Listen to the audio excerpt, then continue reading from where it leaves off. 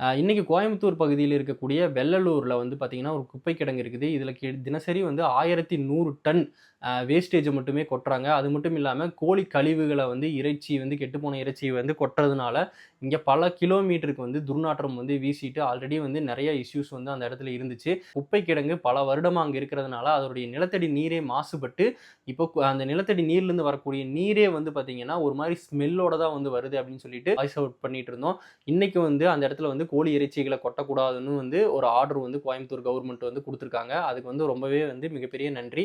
ரொம்ப நாளா voice out பண்ணி இன்னைக்கு வந்து சொல்யூஷன் கிடைச்சிருக்குது.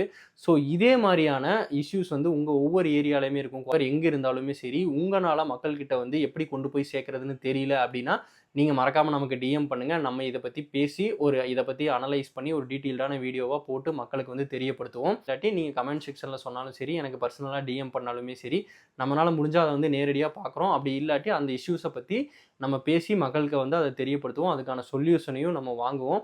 தொடர்ந்து இத பண்ணிட்டே இருப்போம்.